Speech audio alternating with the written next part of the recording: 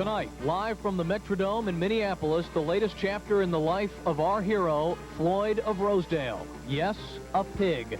His story began in 1935 when the governors of Iowa and Minnesota, Clyde Herring and Floyd Olson, wagered a championship hog on the outcome of a football game. It's almost 60 years later. Our hero Floyd has changed residence 25 times and racked up more frequent flyer mileage than a pig knows what to do with.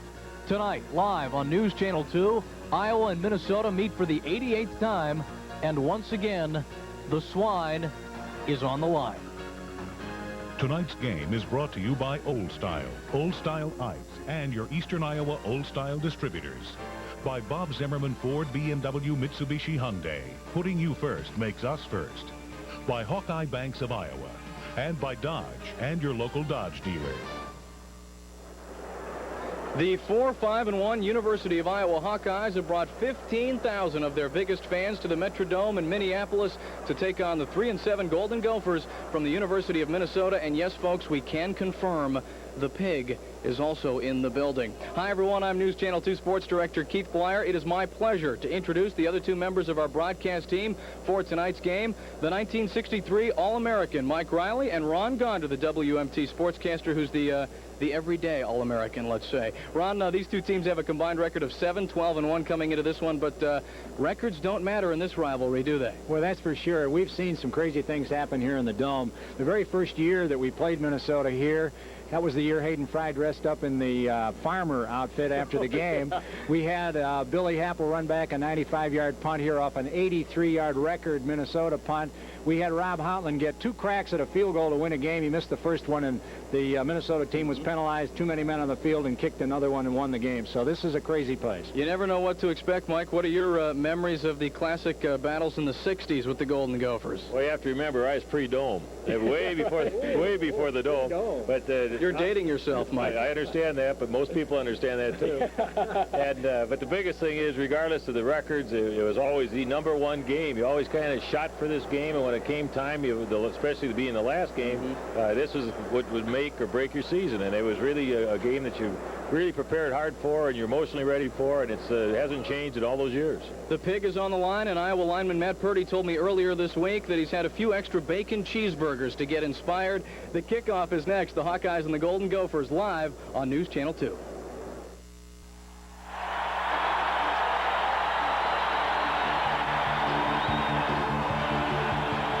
Welcome back live to the Metrodome in Minneapolis.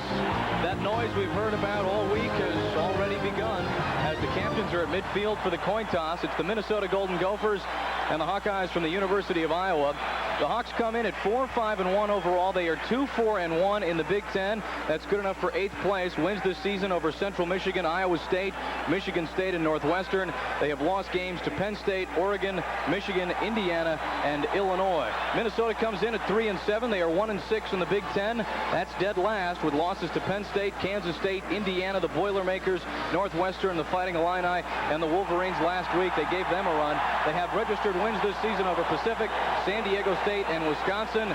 There's the Hawkeye swarm. Mike and Ron, what do we expect in this game? What are the keys for the Hawkeyes? Well, first of all, Minnesota won the toss and deferred, which is kind of interesting because they have a high-powered offense, and you'd think they'd want to get their hands on the ball first off, but they deferred, so Iowa's taking the ball, and they'll be receiving to our right.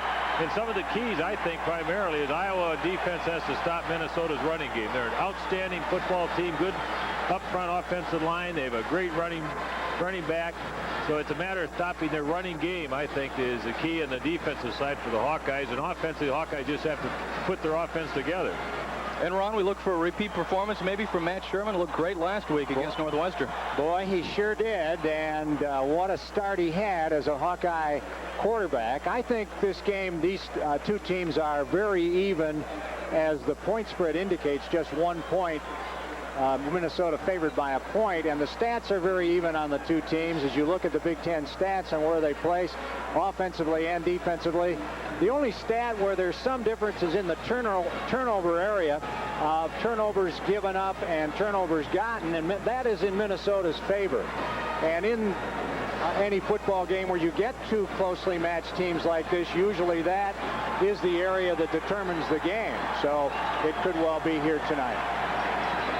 The other thing they considered, Minnesota is number 8 as far as the defensive statistics for the Big Ten, so it should give Iowa some advantage, I think, there as far as the offense that the Hawkeyes put together last week against Northwestern.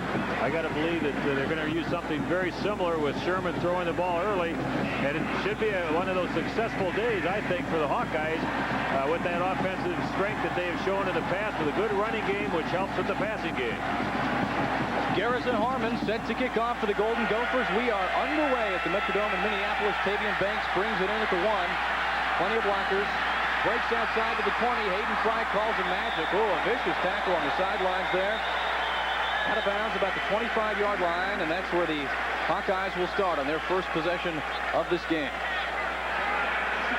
Well, Tavian Banks has done a great job running back the kicks this year. At times he's run with the ball from scrimmage. He's done an excellent job as well. And I know that a lot of people think that maybe he should get a little more playing time, but it's hard to do that when you have a Cedric Shaw running at tailback and doing an outstanding job. There's a good look at Matt Sherman, the starting quarterback for the Hawkeyes, the 6'3" redshirt freshman out of St. Ansgar. Hawkeyes start on the 26-yard line.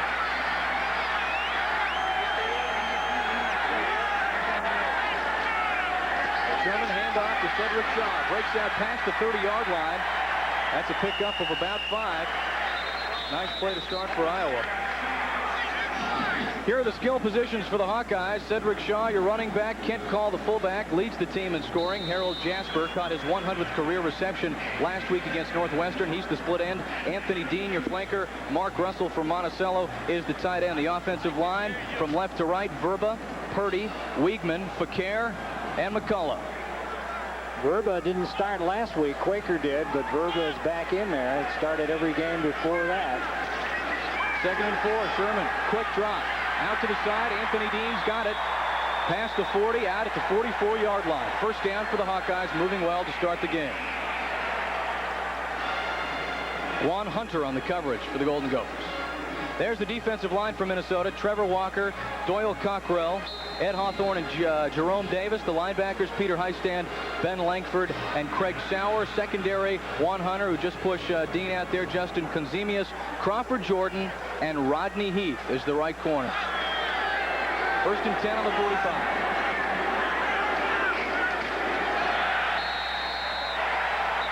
Quick tackle there for the Golden Gophers. They are all over Kent Call. Went nowhere there, guys. Great defensive play on the left side of the defensive line for Minnesota. And you mentioned that the defensive secondary, Conzemius, is unusual. He's a secondary player, but he's the leading tackler for the Golden Gophers. Boy, there's some good penetration by the defensive tackle and defensive end on that left side. Look at this. Great shot there. Hitting across the line of scrimmage and stuffing that behind the line of scrimmage. The view from the News Channel 2 blimp there, I believe. Matt Sherman on 2nd and 12. Back to pass. Sets up at the 33. Going long, near side, intended for Demo Odoms. Just over. Odoms and incomplete.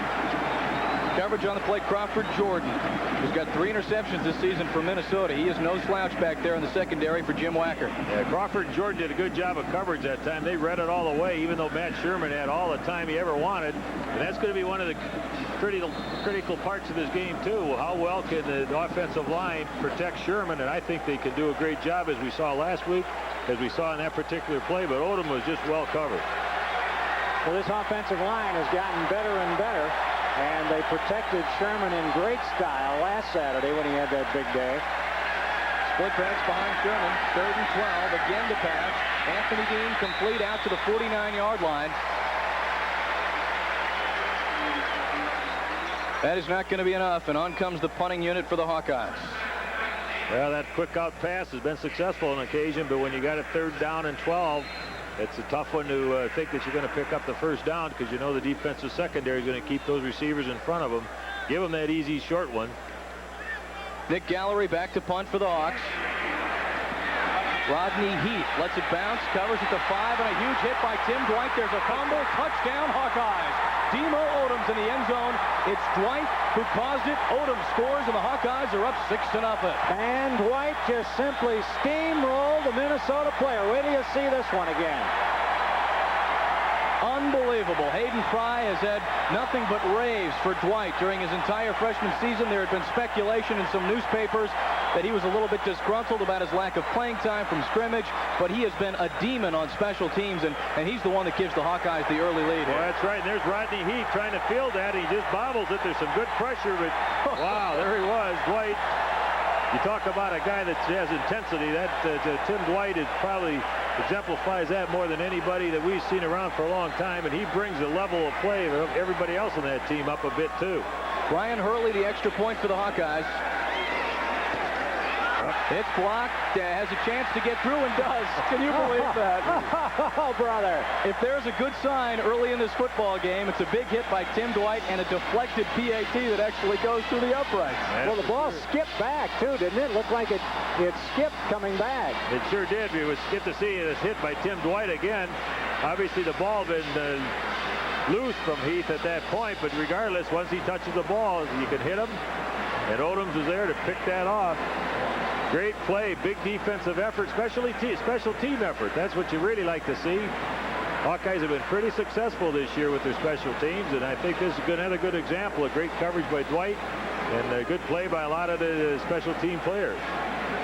Tonight's game is brought to you by Old Style Ice, and your Eastern Iowa Old Style distributors.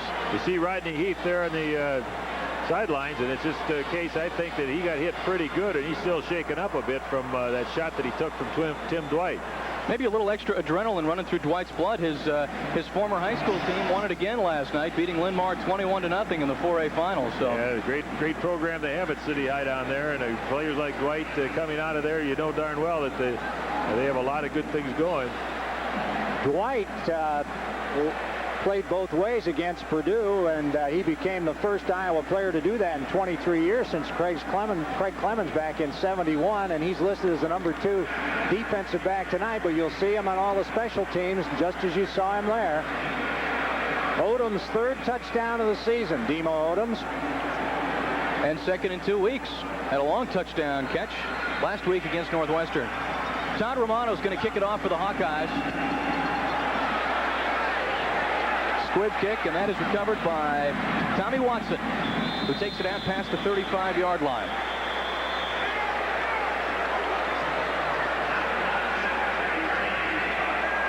Well, good coverage there by the Hawkeyes on that squib kick. Obviously, they have some good running backs to bring that ball back up the field, and the Hawkeyes want to kick it short, not to give them that opportunity. But now we're going to get a chance to see Tim Shade, outstanding quarterback since he's been put in there as their number 1. He's had some real success, even though they haven't won all of many games, but he's put some numbers up on the board. Completed 30 passes against Michigan last week. There's Chris Darkins, their go-to guy. He quickly picks up 8 yards. He'll carry the ball a ton tonight in the Metrodome. George Bennett on the tackle for the Hawkeyes. Darkins, you see, he's the starting running back. Set a single season record in rushing with a big performance last week. There's the offensive line: David Burton, Rick Tomey, Todd Jesowitz, Pat O'Brien, the football player, not the sportscaster, and Gann Brooks at right tackle. 2nd and 2 on the 45. Shade, quick drop over the far side. Pass intended for Johnny Woodson. Incomplete. Defensive line for the Hawkeyes: Bill Ennis-Inge, John LaFleur, Parker Wildeman leads the team and tackles behind the line of scrimmage, and Jeremy McKinney. The linebackers: John Hartlieb. The Hartlieb era ends, at least until the next generation arrives tonight. And the secondary: Plus Atkins, Marquise Potter, we call him Bo, Pat Boone, and Damian Robinson. 3rd and 2. Lone setback behind Shade is Darkins. He gets the call. Finds a hole. Out past midfield. He could be gone, folks. 25, 20, 10, 9, 8, 7, 6, 5, 4, 3, 2, 1. Touchdown, Golden Gophers. Boy, is he explosive.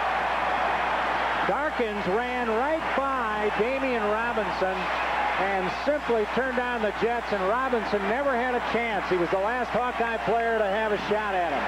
And he had a fairly good angle, it looked like, too, but Darkins again with some great speed. Kick put on the burners, as you said, and moved it in the end zone. Some great blocking up front. You're going to get a chance to see it here. Watch this on the right side. A good kickoff block. And then he turned it on upfield and ran right by a couple of Hawkeye defenders there. That's what the Hawkeyes have to look out for. He's a type of guy that on any play, he's liable to do that time after time. Mike Schellberg, the kicker from Auckland, New Zealand, puts the PAT through the uprights, and we are tied at 7. Chris Jarkins, the all-star junior from Houston, Texas, takes this one from Tim Shade. Quick juke to the right, and he's gone for Minnesota. 56 yards on the run for Jarkins.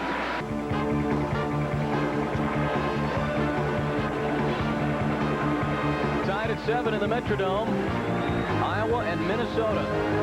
Somebody told me earlier today I should expect a lot of big plays in this game, and shoot, we've got 2 huge plays in the first almost 2.5 minutes of this ball game. Yeah, I've heard the same thing, Keith, especially with Jarkins handling the football. But I have a feel the Hawkeyes are really ready to play an offensive game here also. But to win it, they're going to have to tighten up that defense and not let Minnesota execute like they did on that play. 56 yards on the touchdown for Jarkins. Tavian Banks at the 1 for the Hawkeyes. Out to the 15, 20. And this is the first time we'll see the flags today. Wait for the indication. But the Hankies are down. A little bit of a scuffle going on out there. Adrenaline running high in the battle for Floyd of Rosedale.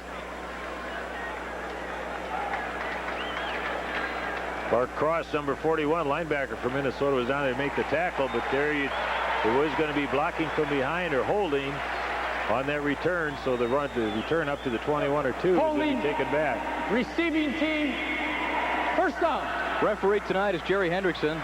That would be him. Jim Bushofsky, the umpire. The rest of the officiating crew: Steve Beckman, John Couros, Mike Sheehan, Paul Valina, and Ray Harrington.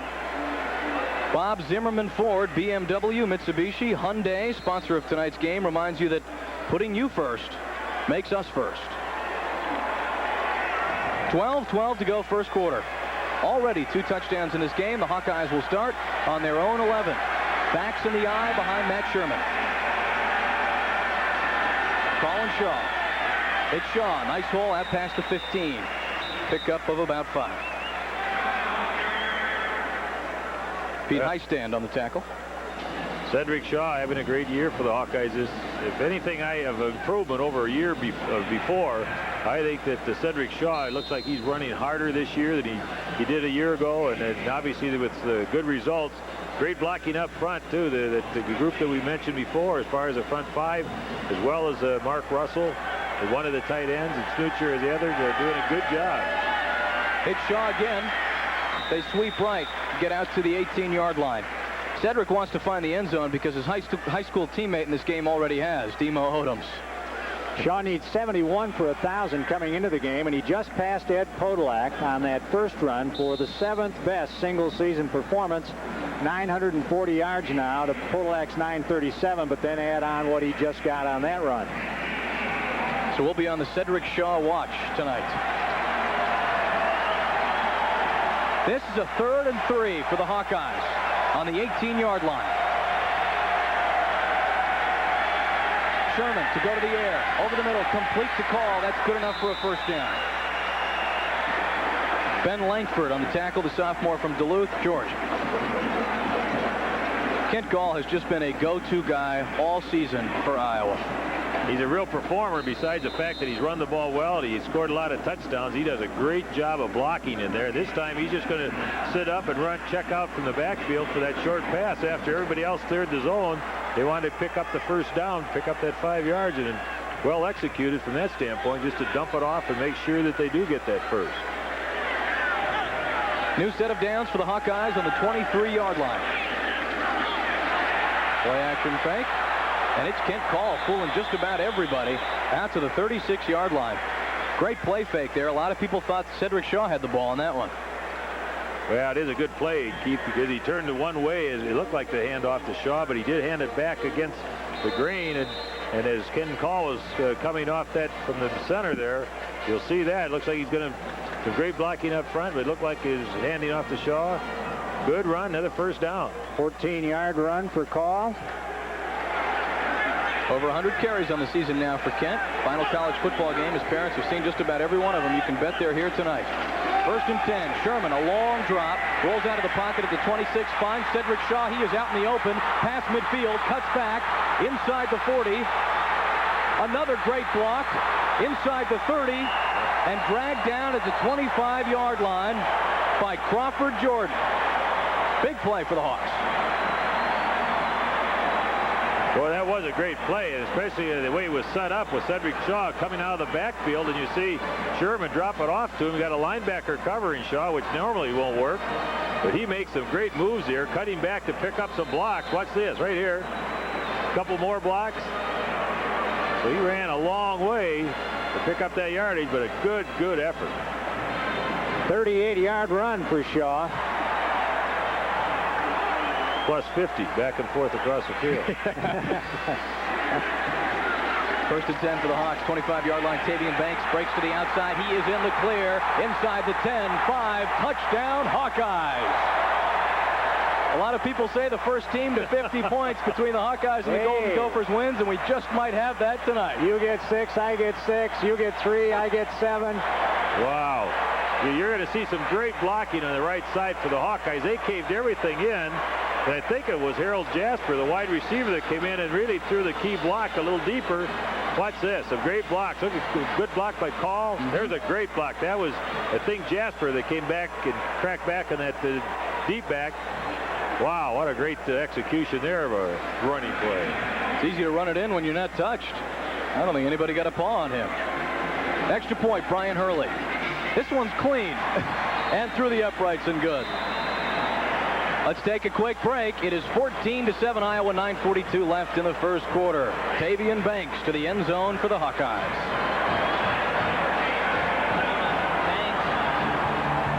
Just keep handing me that.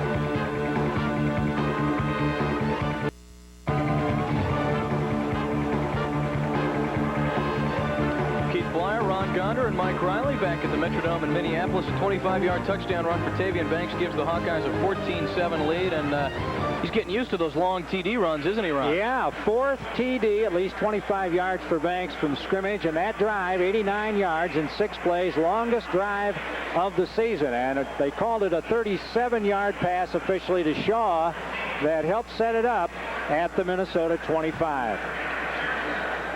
It's a good thing we started this game at 6 o'clock, though, the way we're going. We don't even have 5 minutes off the clock yet. It's 14-7. You're going to be out past your bedtime, Mike. Oh, yes. Another squib kick by Todd Romano, fielded by Rashawn Early. And he stopped at about the 28-yard line. Jason House, the product from Iowa City High, on the tackle.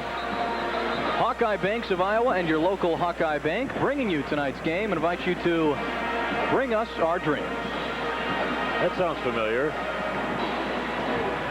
Your place of employment, from what I hear, Mike. That's exactly right. Thank you very much. Glad to have them on board for this telecast. Glad to be part of the broadcast. So the Minnesota offense gives it another try as the Hawkeyes go 89 yards in 6 plays to break out on top by a touchdown. Tim Shade with a bunch of wideouts. Over the top, complete to Chuck Rios, the senior from Little Canada, Minnesota, out to the 35-yard line. Well, Keith, you just mentioned a lot of wideouts, and that's something, as we talked about, what kind of offense that we can expect from Minnesota. They spread people out all over the field. That time they had 3 in the right, 2 in the left. Then they moved the 1 on the right side in motion. That was Darkins going across the field. Nobody in the backfield, so you have to expect there's going to be a quarterback sneak or a pass. But the point is, they like to really spread the defense, and they do a pretty good job with it. 2nd and 3 for the Golden Gophers. Darkins the lone setback. Rios in motion. To give to Darkins. Nice block by Rios. Good sidestep out past the 40, first down, Minnesota. Interesting coaching matchup in this one. Hayden Fry against Jim Wacker. Of course, Hayden in his 16th year in Iowa City. Jim Wacker his 3rd year in Minneapolis. But both these guys from Texas. Hayden coached at SMU and North Texas State. Jim Wacker coached at Texas Lutheran, Southwest Texas State, and most recently TCU, where he coached the Horned Frogs from 83 to 91. Was National Coach of the Year there at TCU. Took him to the Bluebonnet Bowl. 1st and 10 at the 40. Darkins again, the workhorse. Not going far this time. Good stop by John LaFleur. He's the man that first got to Darkins, the freshman from Jefferson, South Dakota. Yeah, great job actually by LaFleur that time. And that's one thing the Hawkeyes have to do. They know that Darkins he has a lot of quickness. He likes to cut back against the grain, and you just have to stay home on that backside and not get sealed off, because he'll take it and get outside real quick. So LaFleur does a good job that time of making sure he doesn't get outside, makes the play, turns it to the inside. 2nd and 8 for the Golden Gophers Hawkeyes with 4 down linemen. Darkins once again the lone setback. Shade goes to the audible. 3 wide receivers on the right side. Quick screen pass. 2-2 Atwell. Breaks the tackle out past the 40 at the 44-yard line. Short pickup of about 2 yards. Well, you heard him give the audible, or you could at least see him give that audible. What he wanted to do, because the defensive secondary for the Hawkeyes were set back considerably. Chris Jackson saw that. You'll see Chris Jackson come up with this play and almost baked the tackle for a loss. Wasn't able to quite hold on to him, but he spun him around enough to get the pursuit over there to keep the gain at a minimum. 3rd and 5. Big play for the Golden Gophers early in this one. Shade once again looks like he's changing the play at the line of scrimmage. Just over 7 minutes left first quarter. Quick throw to Chuck Rios out past midfield, and this will be close. Looks like they do have a first down. They'll throw to Rios a lot tonight. He had 43 receptions coming in. Has yet to find the end zone. No touchdowns for Chuck this season, but he's done just about everything else. Now there's another good example of the way they like to spread the field. You're going to see it here. He's over in the slot on the right, just as Shade gets up and drops it off to him real quick. There's nobody there to hit him immediately, so he was able to get to the outside, get the first down. And that's just a ball control type of offense, but it's effective because you keep everybody in defense so unbalanced. 14-7 Hawkeyes. 6.5 minutes left first quarter. Shade, play action, over the middle, in and out of the hands of Johnny Woodson, and then up for grabs, but no Hawkeyes in the neighborhood. Couldn't come up with it. 2nd and 10. Shade had Woodson down the middle. He just threw it a little bit behind him and maybe a little bit too high and hard. You're going to see him wide open down there. The ball's just a little behind him. Actually, Diaco was coming back over there, maybe caused that receiver to take his eye off the ball, but Shade takes a pretty good shot, too, as he gets rid of that ball. Tim, a smart quarterback. 12 touchdown passes, 9 interceptions on the season thus far. 2nd and 10, Golden Gophers. Darkins in motion. Shade to throw. Hits Chuck Rios again. Out past midfield. Gets past Billy Ennis-Inge and inside the 40-yard line. Now, last week, Iowa went pretty much to their old 5-man set, the old 5-2. Here tonight, you're seeing back to the 4-3 again. 4 down linemen, 3 linebackers. Yeah, that's because they don't have anybody up as a tight end in most cases. They have all those slot backs out there, so they want to take those linebackers in the 4-3, and those outside linebackers actually play off the ball so that they have an opportunity to come out into that flat better and quicker. 3rd and 1.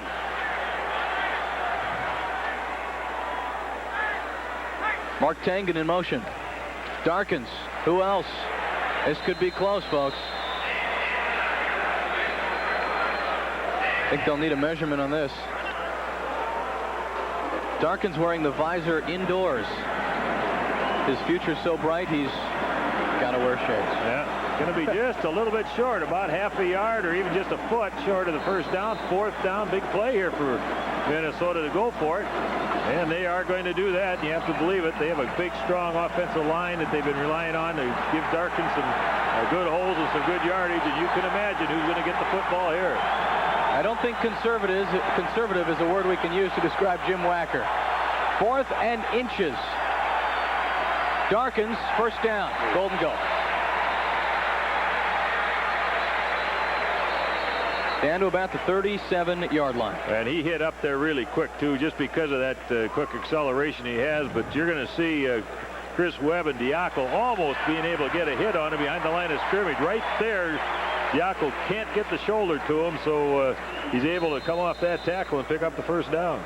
That touchdown by Darkins, the 56-yard run, was his longest of his career. He's just a junior. His previous long was 47 yards, so he beat that today. 1st and 10 on the Hawkeyes' 37-yard line. The tight end in motion. Play action. Shade to throw over the far side. Complete. He's got Alan Osterman inside the 20. Osterman coming off a huge game last week against Michigan. 13 catches in that ball game against the Wolverines. That broke a school record. Buzz Atkins on the coverage for the Hawks. Yeah, I think the Hawkeye defenders, let's see if we can see it back there. Looks like they got turned around. Atkins looked like he got spun around, and when he finally regained his balance there, he was able to come out and make the play, but he was nowhere as close. It looked like he was supposed to rotate up into that defensive short zone and let Johnson take the deep zone. Osterman is the number 3 Minnesota career receiver behind Rios, and that was a 20-yard gain. Darkins again inside the 15. Pick up a 4 on the carry. Yeah, Osterman just exploded last week against the Wolverines. He apparently is going to have a tryout with Clem Haskins in a few weeks, try to make the Golden Gopher basketball team. He was an all-stater in high school. This guy, broke his wrist in the second game of the season, I guess, and missed a game, and now he plays with a heavily bandaged wrist, and he's been catching the ball with it. He set a single-game record last week. 2nd and 7 on the 14. Shade will throw. Ball deflected at the line of scrimmage. Chris Webb got his big paw on it. 6'4" junior from Sigourney. Well, it's a good thing that Chris Webb did that, too. He did a good job of getting his hands up when he saw a pass. Darkins had snuck through the line of scrimmage, and Shade was going to try and dump it off to him, and that's, again, one of the best strategies that they have. You're going to see it here. I don't know if you'll be able to see Darkins, but you're going to be able to see Webb knock that ball down. But Darkins is right behind him, and if he gets the ball, he had some running room, and it could have been a touchdown. 3rd and 7 on the 14 for the Golden Gophers. Hawkeyes lead by a touchdown. Look at this set now with 3 wide receivers out in a group. They give it to Darkins, and he goes nowhere. Webb once again with the tackle. Boy, Chris Webb has gone from a walk-on last fall to a standout defensive player for the Hawkeyes. Real short time. LaFleur did a good job also that time, staying low and stacking things up, and then Bobby Diaco was up in there pretty good too. And that's what you have to do when they spread people all over the field. You have to take the middle linebacker and those 4 down linemen, and you got to really play it tough and contain that type of play. So Mike Schallberg is on to try the field goal. This will be a 32-yard attempt. The 5'11" junior from Auckland, New Zealand. 15 for 20 in field goal attempts this season. Kick is up. It's good. Hawkeyes lead 14-10. 2:57 left in the first quarter. We'll take a break. You're watching Iowa football live on News Channel 2.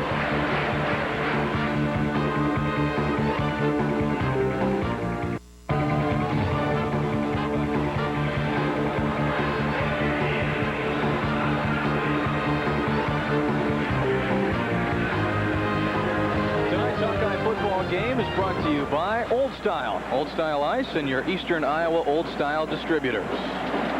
Just under 3 minutes left here in the first quarter. We are live at the Metrodome in Minneapolis. Final game of the 1994 season for the Hawkeyes. Keith Blyer, Mike Riley, and Ron Gonda with you. So the Hawkeyes made them run 13 plays before they stopped them at the 15-yard line, and the drive then was 14 plays, 56 yards, and it consumed 6 minutes and 45 seconds. Slowed the pace of the game down just a little bit there, didn't it? But still, that's a lot of points in one quarter. 14-10, Hawkeyes lead. Garrison Harmon to kick off. Davian Banks, 3rd kickoff return of the evening at the 3-yard line. Breaks to the right side. Out past the 25-yard line. And he has a free and easy running motion, doesn't he? He sure does. He's really fluid in that motion, and it's one thing that when he gets to the open spot, he's able to turn on those burners too and accelerate to get up through some of those holes. So good return that time. Hawkeyes a little bit lucky. Jason House, it looked like maybe he was blocking from behind, but thank you very much. They didn't catch that one. It's only a penalty if the refs see it, right? And sometimes they don't call them right. But we won't talk about the official. And neither will that man, Hayden Fry. He's wanted to, believe me. 1st and 10 on the 26-yard line for the Hawkeyes. Sherman to give us the call. Boy, he's a bruising back. Breaks a bunch of tackles. Emerges at the 35-yard line. Just when you think he's going to get dragged down by about 4 Golden Gophers, he pops right back up.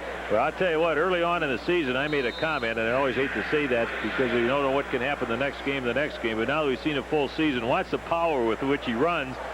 And I compared him to a guy like Rathman that used to play for the 49ers. Just the same type of guy, really a hard bull-type runner, but a great blocker, too, out there in the corners and even up the middle when he has to block.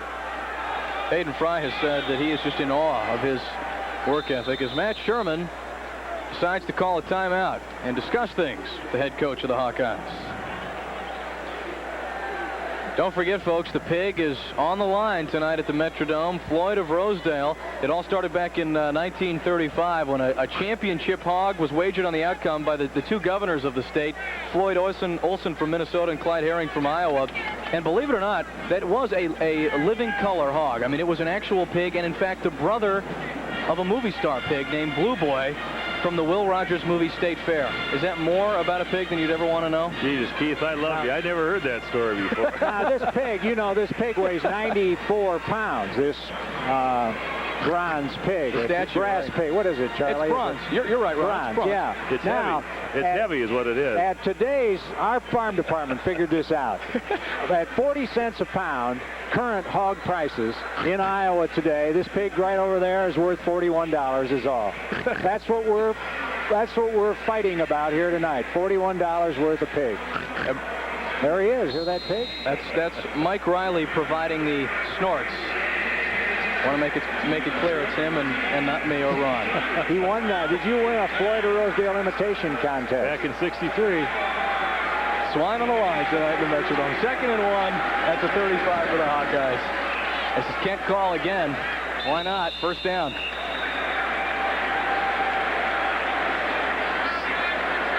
Ben Langford with the tackle for the Golden Gophers. Well, needless to say, that offensive line's doing a job up front that time when the Golden Gophers would anticipate a short type of run like that, a little bull type of run, that they were able to knock people back enough, and with the call strength, he was able to pick up the first down. So the Hawkeyes doing a good job here with their offense so far in this game. Touchdowns in this game by Demo Odoms, Tavian Banks, and Chris Darkins. An extra field goal as well by Minnesota. We're at 14-10 Hawkeyes. Sherman calls an audible. Back to pass for Iowa. Look out, Matt. Hit from behind. That's Lamanzer Williams, a freshman from Michigan. Ypsilanti, Michigan. And boy, those are the ones that really hurt, because Sherman had his receiver going down the right side, cutting across the middle field. There you can see him looking to his right. He doesn't see that guy from behind, and oh boy. Matt says, boy, I hope that doesn't happen too often tonight. Well, you can see the dazed look in his eye there on the replay. The Iowa quarterback has only been sacked 8 times all season long. This young offensive line has done a great job. The pitch to Shaw, he cannot handle it. Fumble by the Hawkeyes, and the Golden Gophers have recovered. That is Trevor Walker, the defensive end from Lancaster, Ohio. Hit him in the face mask, didn't it? Not a good pitch, I don't think. We'll take a look at it. But Walker comes up big for the Golden Gophers, and they have recovered in Hawkeye territory. Well, it's an option-type play. You'll see Sherman give the fake in there to the fullback, and then he pitches it out. You're right, Ron, it's just a little bit high. But that's still a toss out there that Cedric Shaw should have been able to handle. And it's too bad, too, because there's some pretty good running room up that outside. But those are the things that happen. Turnovers will stop the drives real quick. 37-yard line for the Gophers. Shade over the middle. He's got Chuck Rios running across the field inside the 35. Pat Boone on the tackle for the Hawkeyes.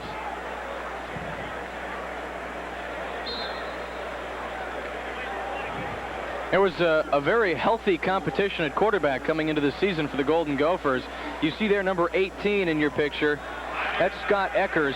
He's another senior. He and Shade went toe-to-toe for the starting quarterback position, and they eventually gave it to Shade. He's been the leader the last 6 or 7 games for Minnesota. 2nd and 5 on the 32. Darkins inside the 30. Pickup of about 5. We've got a crowd of about 56,000, I think, tonight they're estimating. Most of the Iowa fans are in the upper deck. behind the north end zone, which is to our right.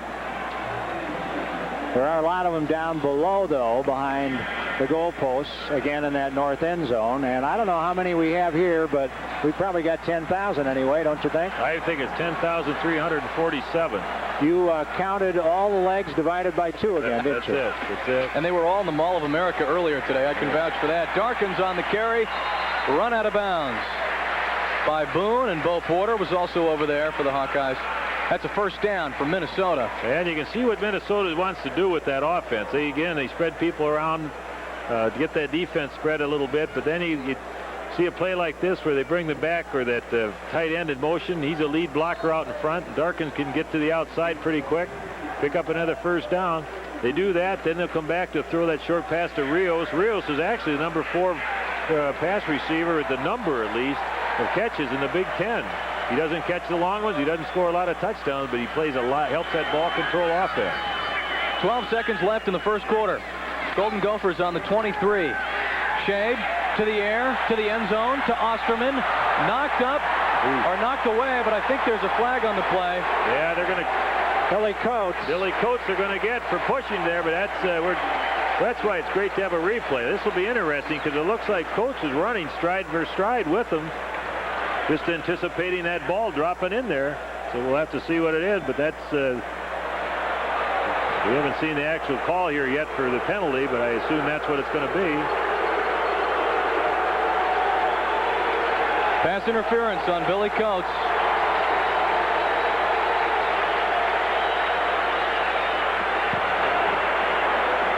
Defensive pass interference. We will go the whole 15 yards by rule. First down! I tell you what, that's an enthusiastic referee if ever I saw one. Jerry Hendrickson cracking himself up. You're going to get the replay. Well, right there's maybe kind of a push, but he still looks like he's just running under the ball. Tough one. News Channel 2 presents You Make the Call. Coates and Osterman, a pair of number 30s going after it. Steve Beckman didn't have a problem throwing the yellow hanky. Yep, I think the consensus there depends on which side of the border you're on. First and goal at the 8 for Minnesota. Chris Darkins. Chris Webb ties him up. That should be the end of the first quarter. And it is 15 minutes in the books here at the Metrodome in Minneapolis. Hawkeyes cling to a 14-10 lead. You are watching Iowa football live on News Channel 2. We'll be right back. Hawkeyes, second and goal on the 9-yard line for Tim Shade and the Golden Gophers. Mark Tangen in motion. Shade to throw. Intended for Osterman, incomplete. That's Damian Robinson on the coverage for the Hawks. First quarter stats, Ron. Well, we really marched it up and down that first quarter. Iowa with 6 first downs, Minnesota with 6. Iowa 59 rush, 62 pass, 121 for the quarter. And listen to this, Minnesota with 138 total yards, 87 rush, 51 pass. Iowa hit 4 out of 6 passes, Minnesota 6 out of 9. And the Hawks had the 2 penalties for 25 yards. Here's a third and goal at the 8-yard line. Shade under pressure, again intended for Osterman. Overthrew him that time. Billy Coates on the defense. Yeah, Billy Coates had that covered pretty good. Osterman, you see him there, he's a great receiver. As we talked about, he had 13 receptions last week, but you're going to see him come across. You won't see a lot of it, but you see the ball way overthrown, and thank you for overthrowing that ball, I guess, to Tim Shade, because he was open. It looked like if the ball was really rifled in there, he had position on the Billy Coates, and maybe it could have been a completion for a touchdown. 25-yard field goal attempt, 26 officially for Mike Schallberg. It is no good. Schallberg cannot connect. Misses the field goal. The score remains 14-10. Iowa, normally reliable, Mike Schallberg. Well, that is just his 5th miss of the season. And that's a big lift for the Hawkeye defense after that penalty in the end zone that it was questionable, I guess, by Damian Robinson. No, Billy Coates, I guess it was. But anyway, the Hawkeye defense was able to keep them off the scoreboard. It was good enough that they forced his field goal attempt. You see this, the handling of the ball wasn't the greatest, and then he pulled it just a little bit to the left. So the Hawkeyes dodged that bullet to get the ball on the 20-yard line. Schauberg had 4 field goals in 2 games earlier this season, so he's a very good kicker, as Keith said. 2 tight end set for the Hawkeyes. The pitch to Ryan Terry, the senior from Steubenville, Ohio, wrapped up behind the line of scrimmage. Terry's first carry of the night. Rushing leader so far for the Hawkeyes. Tavian Banks has that 1 carry for 25 yards. Oh, by the way, it was also a touchdown. Shaw's carried 4 times for 12 yards. Kent Call, 4 carries for 25 yards. There's a great play by Justin Consemius. He's the leading tackler for the Gophers. He's a strong safety from Fargo, North Dakota. He's a good player, good outstanding player. When you have a defensive back as your #1 tackler, that means he's active. Kent Call on 2nd and 12. Skirts to the outside. But a nice open field tackle by Rod. Check that. Dan Lasani. There you go. Linebackers. Showed some quickness getting out there to make that tackle. Looked like Call was able to bounce to the outside. You can see here he wanted to run inside, but that was all closed off, so he tried to get the outside. Linebacker showed a lot of quickness getting out there. Bob Zimmerman Ford, BMW, Mitsubishi, Hyundai, sponsors of tonight's game, remind you that putting you first makes us first.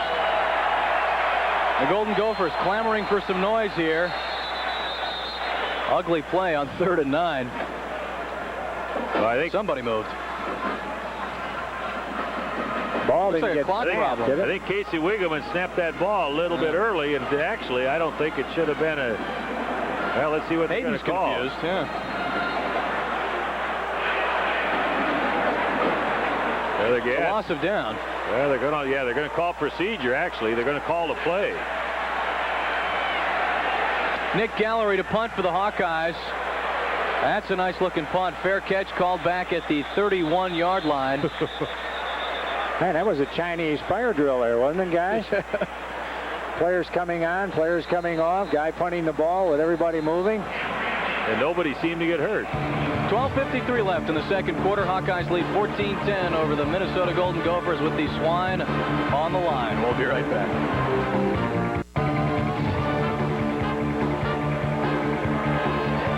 Tonight's Hawkeye football game on News Channel 2 is brought to you by Old Style Ice, and your Eastern Iowa Old Style distributors. 12:53 to go in the first half. Hawkeyes lead 14-10. Keith Blyer, Mike Riley, and Ron Gonder with you live from the Metrodome in Minneapolis. Final game of the season for the Hawkeyes. Bobby Diaco showing blitz for the Hawks. Shade, pump fake, drops back even further. Open over the middle is Ryan Thelwell. He's still on his feet. Thelwell inside the 10-yard line, brought down at the 7. Billy Coates on the tackle, but they would have liked to tackle him a lot earlier than they did. Well, it's a well-executed play, and I'm sure we're going to see the replay of it. Thelwell comes out and does a little hitch pattern, and Tim Shade looks over there, gives the pump. There, you're going to see it. Well, you didn't see him give that pump fake. And then Thelwell just took off down the field. He beat Damian Robinson over there in that corner. And some good running. Thelwell brings it down 2 inside the 10-yard line, 8-yard line. 69-yard play. And Thelwell, a true freshman. Missed a couple of games with injury with a broken collarbone and playing for the first time since then. First and goal at the 7. Shade to throw again, corner of the end zone. Great play by Billy Coates to knock that one out. Intended for Greg Nelson. Well, Billy Coates was half a step from going 90-some yards for a touchdown there. If he caught the ball, which let's assume he would have. He had a good shot at it, but he really broke to the ball well once he saw it. He's back in the end zone. Great play by Coates. That makes up for the pass interference call, so he's back even. That's right. He's just a step away. Watch this. Bang, right there. One half a step, and he had that ball. Second and goal at the 7.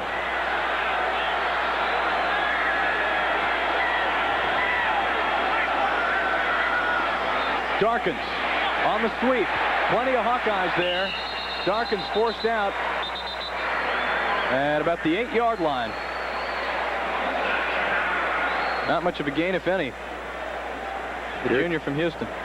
John Hartley on the right side, that outside linebacker. You're going to see him string it out. He does a good job. He's been hurt, as most people know. But look at that. He stays on his feet, strings it out, just long enough.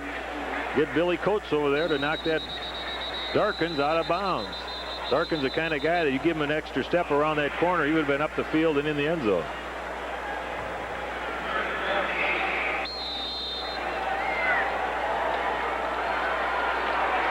So another 3rd and goal for the Golden Gophers. Weren't they just here? On their last series, they couldn't come up with it and had to kick a field goal, and they missed it. Shea to throw, lobs it for the back of the end zone, wide open. Chuck Rios, touchdown, Minnesota. And we're going to see that Marcus Porter gets beat on this play. The Hawkeyes came with the blitz. Even in that particular red zone area down inside the 10-yard line, you're going to see man-to-man defense. But in particular, when you're coming with a blitz, you better get on them and get on them tight. But Marcus Porter just missed it completely. I don't know if we have a chance to see it, but receiver wide open. Marcus Porter's way back over there underneath the goalpost, and he just miscommunication back there, and I assume misread who had who. When the defender's not in your TV screen, you know there's a good chance for blown coverage. Yeah.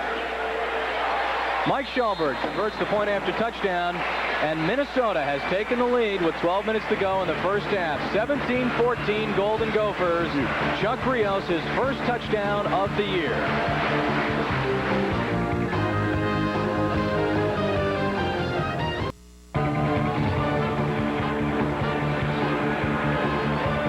Back and forth we go under the big white bubble in Minneapolis. They call the Metrodome 17-14, excuse me.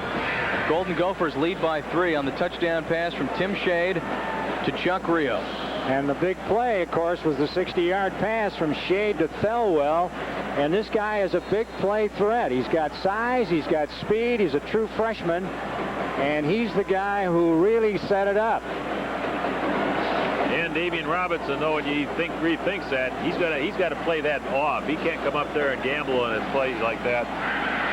Harmon the kickoff. Tavian Banks 3 yards deep into the end zone. Thinks wisely. Gets on a knee, and the Hawkeyes will start at the 20-yard line, trailing by 3. Well, it'll be interesting to see what the Hawkeyes do here with their offense. When they came out to start the first quarter, and obviously we saw a lot of fireworks or a lot of points scored early, but one was on that punt, bobbled punt by Minnesota. But regardless of that, the Hawkeyes were throwing the ball around a little bit with some quick out patterns, and then the second or third series, they kind of concentrate on the run. So let's see what happens here now, because I think Sherman, especially with the defense, the secondary of Minnesota, Sherman should have some open receivers. Backs in the eye behind Matt. Call and Shaw. They give to Call. He breaks free past the 25. Tackled out about the 28-yard line by Craig Sauer. So Minnesota's had a scoring opportunity every time they've had the ball. They got the touchdown the first time, then the field goal, then they missed the field goal, and now the touchdown again. Kind of interesting about Craig Sauer. He has a number 16, which is unusual for a linebacker, but you're going to see him come in here, make this tackle as Call cuts back. But he came to Minnesota as a quarterback. So he's one of those tough guy quarterbacks, I think, that developed into a linebacker. Those linebackers are tough. Sometimes. That's what we hear. 2nd and 2, and Kent Call gives the Hawkeyes a first down out past the 30.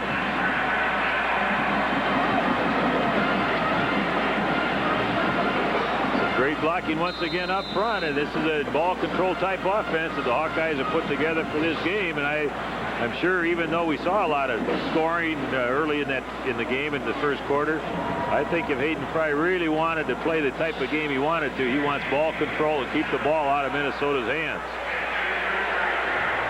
1st and 10 on the 33.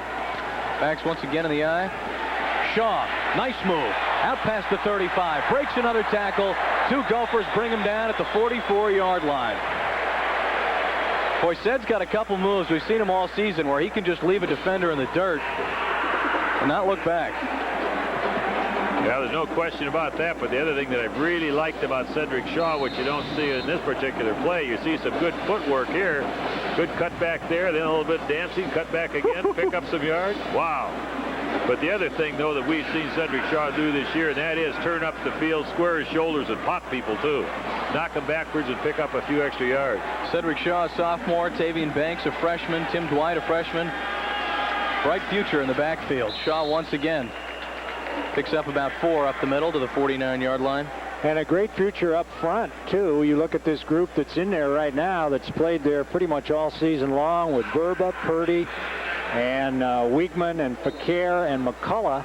And they've all stayed pretty well healthy with the exception of Wiegman, who missed a couple of games. And this group has gotten better and better, I think, as they've gone along. Their run blocking has been just great the last few games, and now their pass blocking has also been good.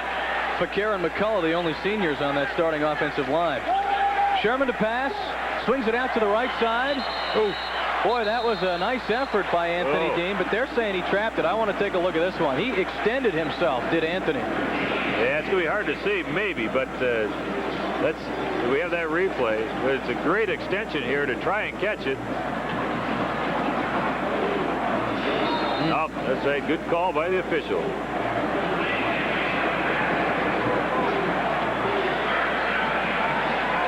Referees always made good calls in the 60s, right, Mike? You never complained, did you? Yeah, for sure. And then did you see the defensive secondary, though, push on his back?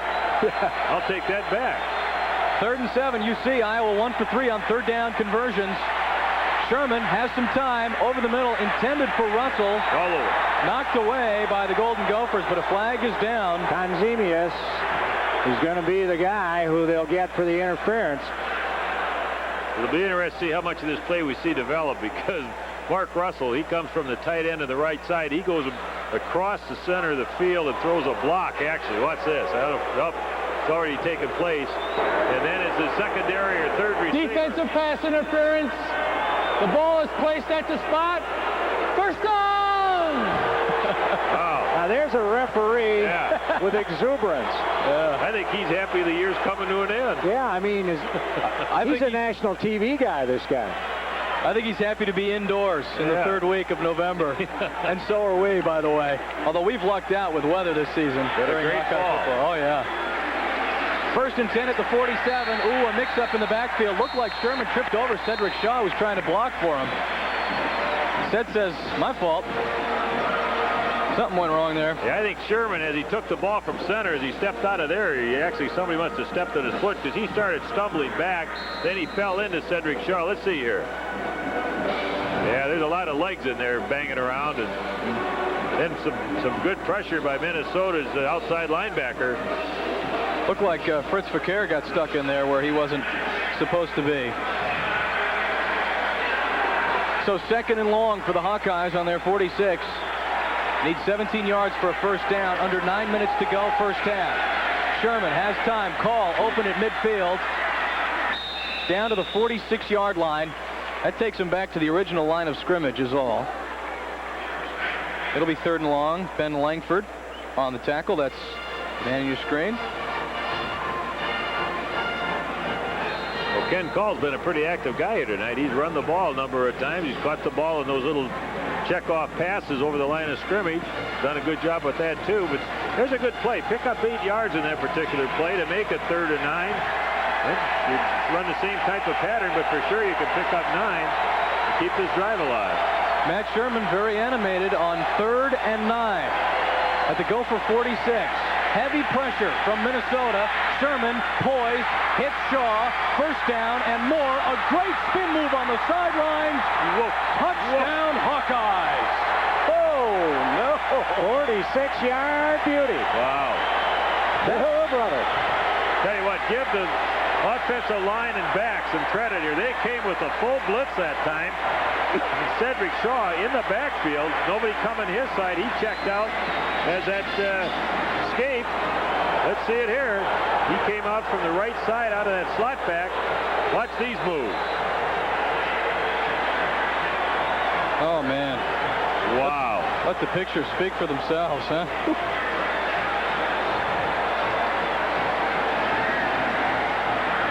That's a thing of beauty there on the sidelines by Shaw. Gives the Hawkeyes a 20-17 lead. Make it 21-17 as Brian Hurley connects on the point after. 8 minutes to go exactly in the first half. Cedric Shaw. Some incredible moves on the sidelines, and the Hawkeyes lead by 4. We'll be right back.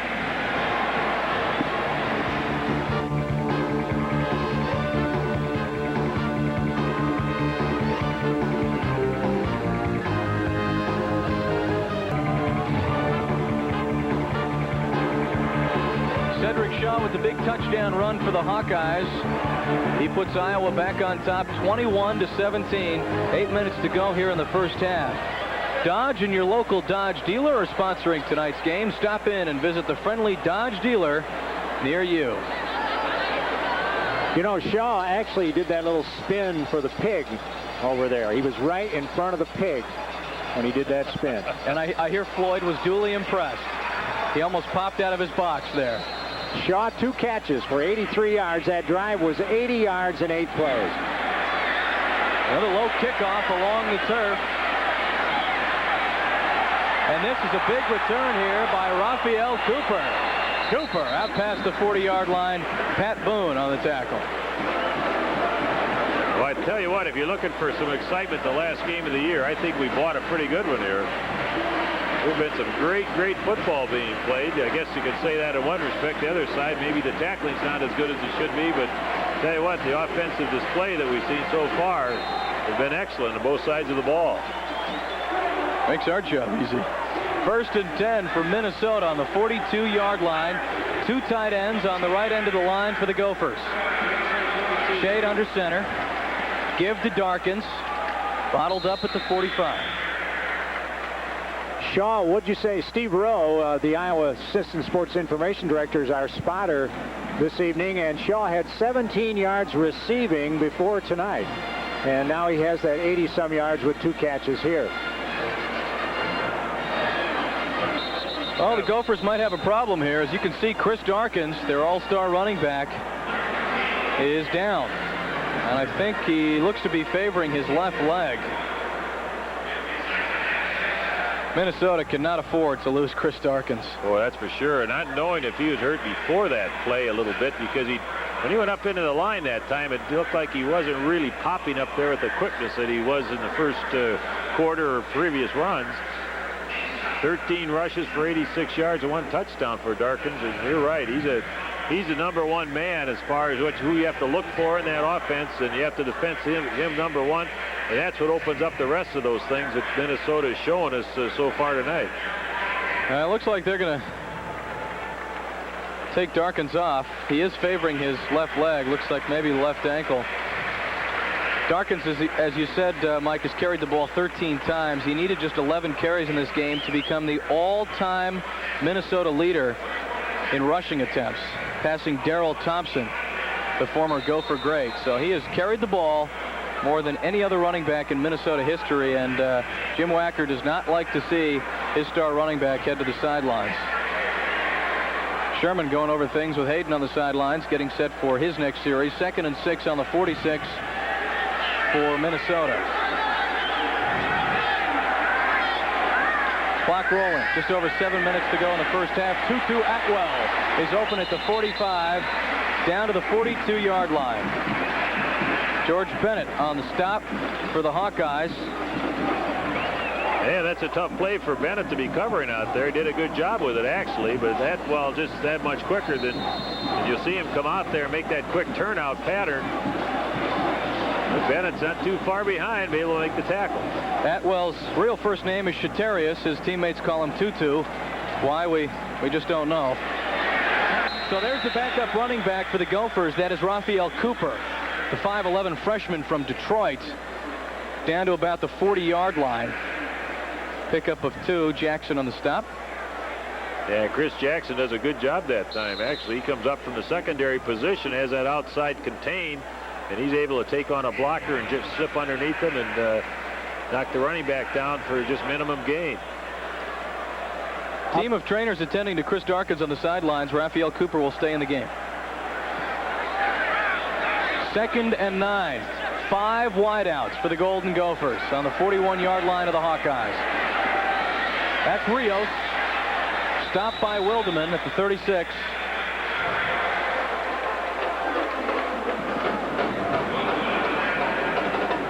It'll be about 3rd and 5. Up front now for the Hawkeyes in that defensive line with Wildeman in there. We've got Scott Hosier, number 54. And Billy Innocenge is playing on one side of the line. On the near side here, number 9. Oh, Innocenge is, yeah, he's still in there. And LaFleur, number 55, is the other guy, the other down lineman. 3rd and a long 3. Shade lofts one near sidelines intended for Osterman. Knocked away by Atkins. And I believe Damian Robinson. No, Pat Boone. Pat Boone is in there. Made the big play for Iowa. That's a good defensive play, too. Atkins and Boone converging on the ball once it's in the air. Pat right there is able to knock that ball down. 4th and about 4, and it looks like the field goal team, no, punting team is coming on. There you see the replay of the 2 of them converging right there on the spot.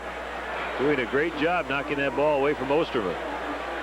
Indication of a high-scoring game. This is the first punt for Minnesota by Mike Kimball at midfield.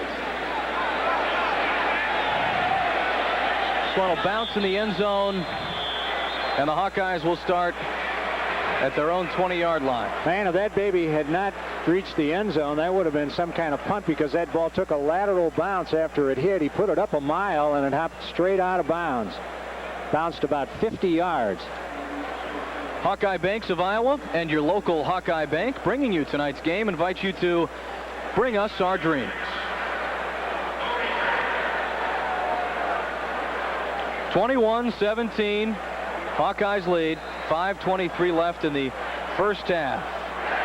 Here's what Iowa has done in 1994. Started the season with wins over the Chippewas and Cyclones, and then a 5-game losing streak, just like the 1993 season. They beat Michigan State and Northwestern. They are 2-0-1 in their last 3 weeks. Always seem to finish strong regardless of their midseason performance. To the Hawkeyes. Sherman going long, intended for Dean. A great grab inside Minnesota territory down to the 47-yard line.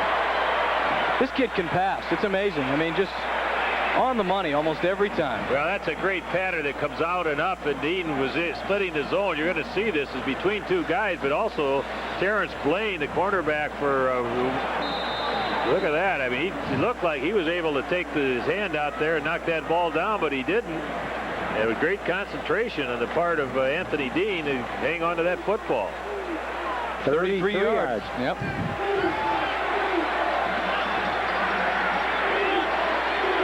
(47-yard line of Minnesota.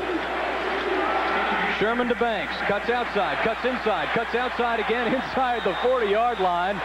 That's another first down for Iowa. Sherman now 7 out of 10. 149 yards. Tavian Banks, he does a great job once again to read the blocks on the left side. What's the blocking over there? Good job of just sealing people off. Right there, he sees the opening. Bang, jumps up through it quick. And he's got those fluid moves to move the ball forward. And he gets just enough for the first down. Clock running. 4.5 minutes to go in the first half. Close game on the ground. Hawkeyes nearing 100. They just got it with this carry by Kent Call. He keeps moving, breaks out into the open. Wow. Unbelievable. Inside the Minnesota 15. Craig Sauer eventually makes the stop for the Gophers. Well, Kent Call having a big night here, no question about it. And you're going to probably see some great running. But watch the blocks, the way people stay with their blocks. Even though it's downfield, they're still on their blocks, which gives him a chance to keep his legs driving, and he busts a lot of tackles. So he does a wonderful job. But here you'll see another angle of it. Watch the way people stay with their blocks. 57 Quaker, Mike. Absolutely. Playing in there and on the left side in place of Verba right now at left tackle. And he was a guy that, because he sustained that block 5 yards down the field, he was able to spring it. This is Tavian Banks. Pushes one defender away and gets down to the 5-yard line. I'm beginning to see why Hayden Fry in the middle of the season called Tavian Banks magic. He just kind of floats. But watch this now. Watch the way he sees his block and he cuts back inside it. That's exactly what you're talking about. He looks like he's floating, but at the same time, when he sees that move right there, look at that, bang. Wasn't even a block he cut inside of. He just cut back against the grain, picked up the extra yards.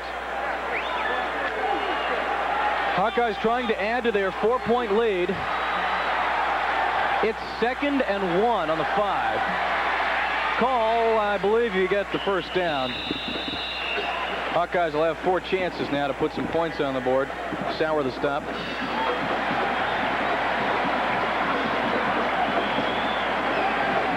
Well, Iowa's running with a double tight end set as they usually do when they get down in this area with Mark Russell and Slutzker both in there. And Russell has become a very good tight end in Slutzker's absence. With him missing a lot of time, he's back now, but Russell has gotten very good.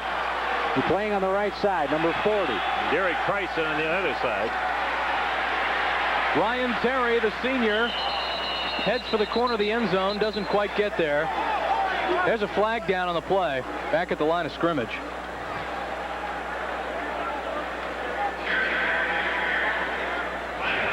Ryan Terry trying to bounce to the outside. Blaine, though, good, quick secondary back for the Gophers, is over there to push him out of bounds. I don't think we'll see. Looks like it's probably going to be holding against the Hawkeyes right about at the point of the attack out there in the end.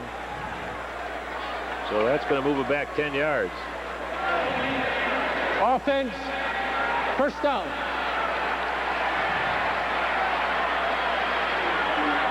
What happened to Jerry's enthusiasm? That was a rather mellow call. Well, and it probably ought to be 2nd down. He's starting to come down now. The initial blast of enthusiasm is worn off.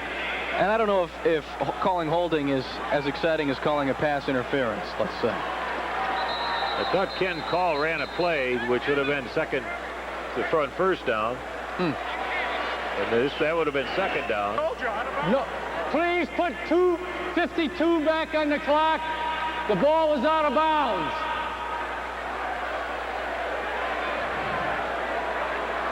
Yes, sir. He wants 2:52 on the clock.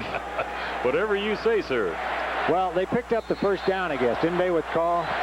Maybe that's what I'm sorry. Yeah. Exactly right. It was a 1st and goal for the Hawkeyes on the Terry run. So now we've got a 1st and 15. 1st and goal, essentially. Call bounces off a Gopher and then is dragged down back at the 17-yard line. Sauer and company on the tackle. Boy, Craig Sauer has really stepped up on defense. He was Defensive Player of the Week in the Big Ten in one game, the Wisconsin game. He didn't start out the season as a starter, but as you say, Keith, he has really come on. As you see there, Call did not bounce off a Gopher. He bounced off his own guy, Fritz Becker. He sure did, but that was just good defensive line play by Minnesota, also staying low and knocking those blockers back into Call's path. They're going backwards, folks. 2nd and goal at the 17. Cedric Shaw up the middle, gets a lot of it back and more. Touchdown.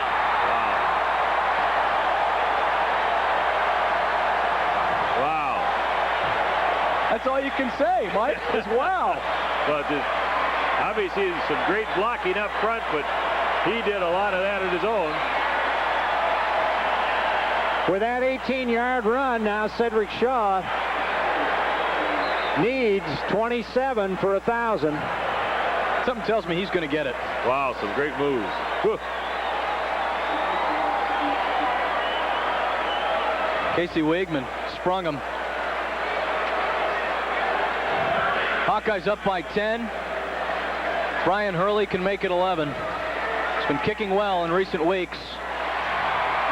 And I didn't jinx him. PAT is good. Hawkeyes up 28-17. Just over 2 minutes to go in the first half. You're watching Iowa football on News Channel 2. Another look. A few moves, some great blocks up front. Again, watch the way they block people and hold on to them. And I don't mean hold them. I mean they just sustain those blocks with good contact. Another great drive by the Hawkeyes, 80 yards, 7 plays. Boy, they put some drives together here. 89 yards, 80 yards, 80 yards, the last 3 scores. Such an easy run for Cedric. He ran it in right toward the referee to hand him the football, so he wouldn't have to expend any more energy. Sherman to Dean, the 33-yarder that got the Hawkeyes in the Gopher end and got them in business, and then the called 21-yard run. There it is.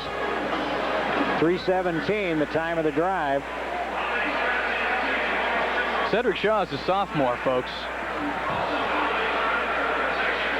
And he's on the pace, as a lot of people I'm sure have read and heard, that a good possibility if he stays on this pace, doesn't get hurt, that he has a good chance of being the all-time ever Hawkeye rusher. And then when you think, as Keith, you said, some of the players behind him yet that have a lot of ability too. Gophers will let this kickoff roll all the way into the end zone and out. Shaw actually has a total of 126 yards in this game with his combined running and receiving. 43 rush, 83 receiving. And we do have 32 minutes of football left. I was going to say, that's not a bad game, but how about a first half? Well, the Hawkeyes lost the fumble, then they had to punt, and now they go TD after they started TD. Hayden's looking up at the scoreboard, and he's amazed. 45 points between the two teams. First and 10 of the 20.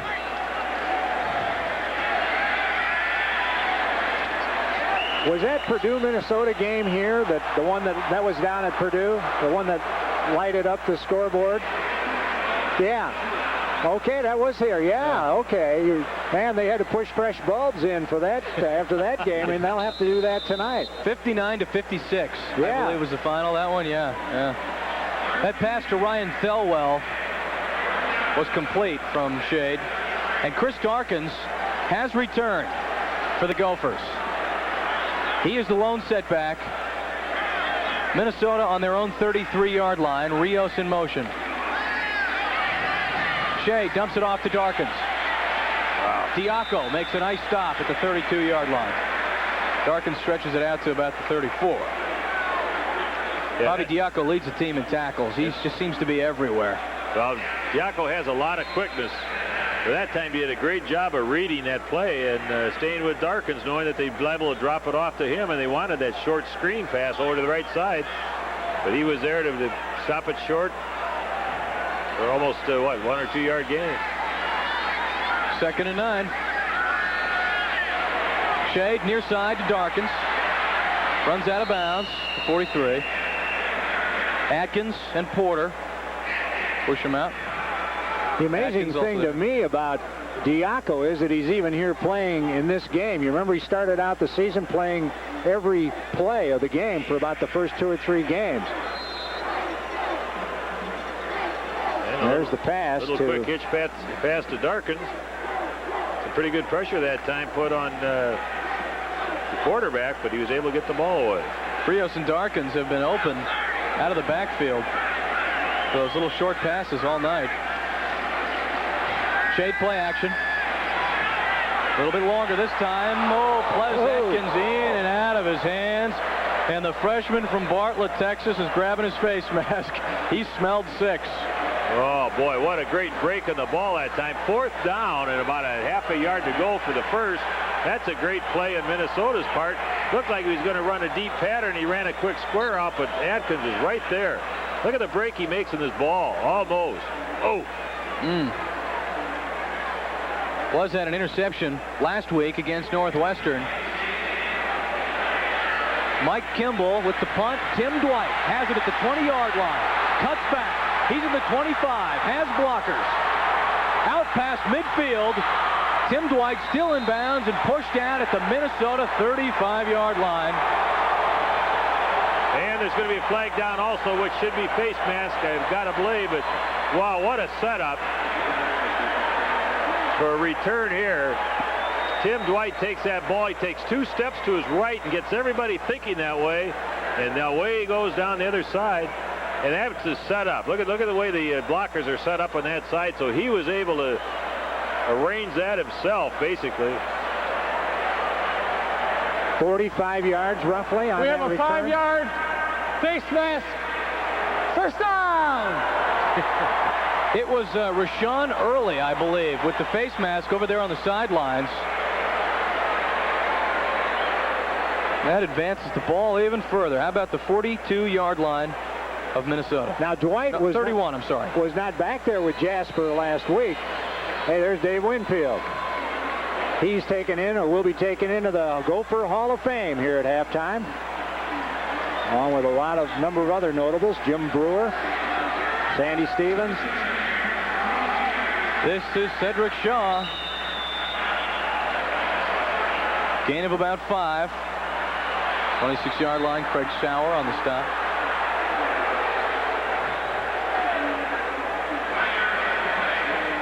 Hawkeyes have called timeout with 26 seconds to go in the first half. They lead 28-17. And the Hawkeyes have one more timeout here yet in this half, so they can maneuver that football down, obviously for a field goal attempt, but even with some out patterns or whatever it might be, they get out of bounds and maybe throw a couple into the end zone yet. Guys, we've just been passed the word on the press box PA that it is official that Bill McCartney has resigned at Colorado after the Iowa State game today, and it is effective January 3rd. So Bill McCartney, we don't know what the reasons were that were given, but has there been any speculation? That's surprising. No, none at all. And that'll be effective after the bowl game. Michigan. Rumors that he's headed to Michigan State. Just rumors. Just rumors. And it started right here. Yeah. That's interesting.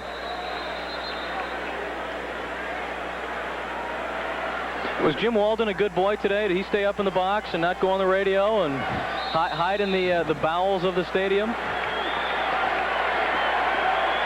More at 10. Yeah. 2nd and 6 for the Hawkeyes. Time running out in the first half. You see it. 25 seconds and counting. Sherman took a hit, but got it off to Harold Jasper. Jasper takes it down to the 16-yard line. The clock will stop. They will have to move the chains. First down.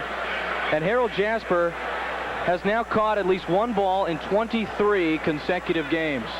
That was a great catch, too, right down around his ankles. He was able to catch it, turn around, square himself off with the goal line, and then try to get the out of bounds, but was unable to do so. So the Hawkeyes will take timeout. I really am amazed by the poise that Matt Sherman has back in the pocket for a freshman. He stood in there a couple times and could have taken a vicious blow from behind, and has given himself that extra second to find his receivers. So there he is, and Frank Verducci, who is the offensive line coach, in the shot there with Hayden Fry, and here comes Sherman again. There you can see Jasper coming across the center of the field with a low pass. Watch this now. He knows he wants to try and get out of bounds. Wasn't able to do so. You know, Sherman did take a couple pretty good hits early in the game that we had on replay. He took a pretty good shot that time. But you're right, Heath. He's done a great job. For a young man, he's got a lot of poise. He reads the defense as well.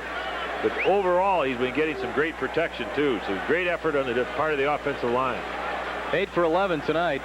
That completion percentage still way up there.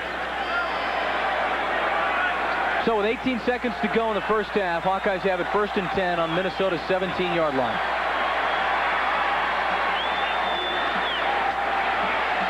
Sherman to Dean, timing route, work to perfection.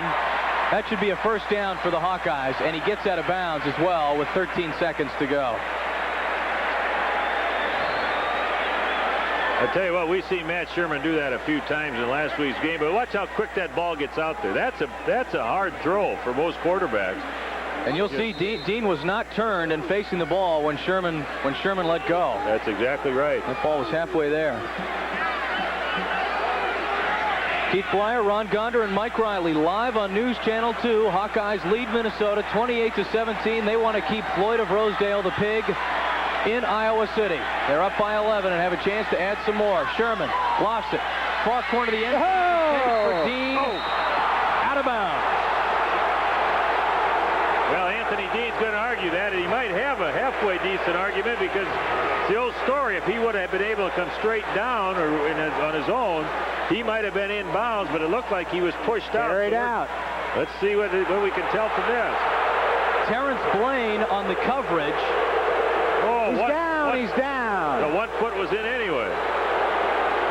And you heard a little reaction by the fans here. That's the 15,000 Hawkeye fans. Hog. Now, the official, could he be ruling that he was juggling the ball, that he didn't have control of the ball? Ron, he could be ruling anything. But it was wrong, whatever he ruled. So it'll be a 23-yard field goal attempt by Brian Hurley. They're going to fake it. This is Todd Romano throwing to Rodney Filer, who makes the catch but can't get in the end zone. That's all right. That's a good play right there. That's Jefferson Bates, excuse me, on the throw. That's Jefferson Bates, the backup quarterback. Yeah. But it didn't work, and that's the end of the first half. Consemius was there. He read it well. Give him credit, though. Once he saw it, he followed the back right out there and was able to make the play. Very good coverage by Consemius on that play. Hayden trying just about everything in the final game of the 1994 season. Hawkeyes lead 28-17. You're watching Iowa football live on News Channel 2. Jason Elliott has our halftime show coming up right after this.